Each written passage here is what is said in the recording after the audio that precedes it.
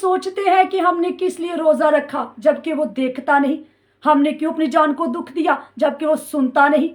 मेरे अजीज़ों, हम अपनी ख्वाहिशात के लिए रोज़ा रखते हैं, हम खुदा के लिए रोज़ा नहीं रखते। ऐसा रोज़ा कि जिसकी सदा आलमे बाला पर जाए और खुदा का आसमान हमारे लिए खुले। हम अपने मतलब के लिए, अपने मुफाद के लिए रोज़ा रखते हैं, और जिस हालत में हम रोज़ा रखते हैं उस हालत में कभी भी खुदा हमारी नहीं सुनेगा। यानी हम गुनाह की हालत में रोज़ा रखते हैं, हम गुनाह में ही रहकर रोज़े रखते रहते हैं, दुआएं करते रहते हैं, लेकिन अपनी ज़िंदगी पर गौर नहीं करते कि कौन सी कमी मेरे अंदर है, कौन सी कमज़ोरी मेरे अंदर है जिसकी वजह से मेरा रोज़ा खुदा को मंजूर नहीं, कबूल नहीं, पसंद नहीं।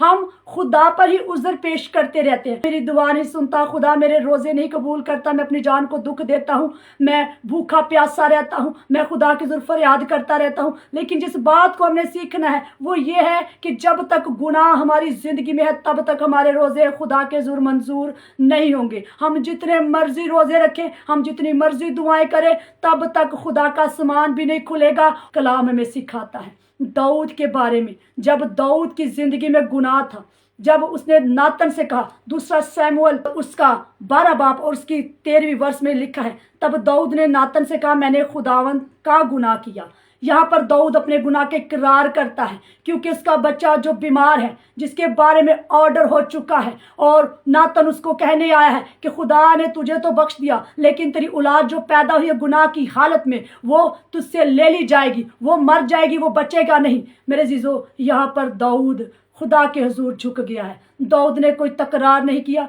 दाऊद को पता था कि मैंने गुनाह किया है, मैं गुनाह की हालत में हूँ, और गुनाह ही की वजह से आज ये मुझ पर परेशानी बनी है, आज मैं इस मुश्किलात का सामना कर रहा हूँ। लेकिन फिर भी उसने ईमान यीशु मसीह नासरी पर रखा, फिर भी वो कादर मुतलक खुदा के आगे झुका, उसने अपने आप को खुदा के हुजूर फरोतन कर लिया, वो रोज़े में ठहर गया।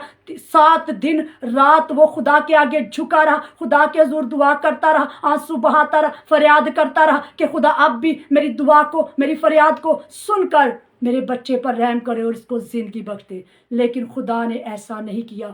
खुदा ने 7वें दिन उस बच्चे को तलब कर लिया, यानी वो बच्चा 7वें दिन मर गया, जबकि उसके लोग जो उसके इर्द गिर्द थे वो देख रहे थे इस बात से कि जब तक वो बीमार था तू रोता रहा, आंसू बहाता रहा, फरियाद करता रहा, अब जबकि वो मर गया तो उठा और तूने अपनी पोशाक बदली और तू उठकर खाना खाने लगा, इसका क्या मतलब है?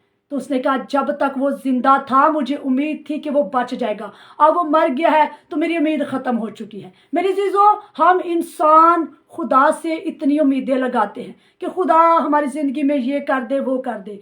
क्या हम खुदा की मर्ज़ी के मुताबिक चल रहे हैं? क्या हम खुदा के मेयार के मुताबिक हैं जो खुदा हम पर तरस करे? हम खुदा के तरस के लायक हैं कि खुदा हम पर तरस करे? मेरे चीज़ों, जब तक गुनाह आपकी ज़िंदगी में रहेगा, कलाम बयान करता है कि गुनाह की मजदूरी मौत है, और जब तक आप गुनाह में रहेंगे गुनाह आपको दीमक की तरह खाता रहेगा, गुनाह आपकी ज़िंदगी में बढ़ता रहेगा। आप जितनी भी दुआएं रोज़े करेंगे, आपकी दुआएं, आपके रोज़े ऊपर नहीं जाएंगे, खुदा तक नहीं जाएंगे, आपको जवाब नहीं मिलेगा। क्यों? क्योंकि आप गुनाह उलूद है। हर बशर को पता है कि उसकी ज़िंदगी में क्या गुनाह है, हर इंसान जानता है कि उसने क्या गुनाह किया और कैसे किया, और वो कैसे इस गुनाह से आज़ाद हो सकता है। मेरे अज़ीज़ों, हम उस कादर मुतलक के कदमों में नहीं आते, हम उस शाफी के कदमों में नहीं आते, अपने गुनाह के इकरार नहीं करते, तरक नहीं करते, लेकिन हम खुदा पर उज़्र पेश करते हैं और ये कहते रहते हैं कि तू मेरे रोज़े का जवाब नहीं देता। आप रोज़ा रखने के लिए तैयार तो हो,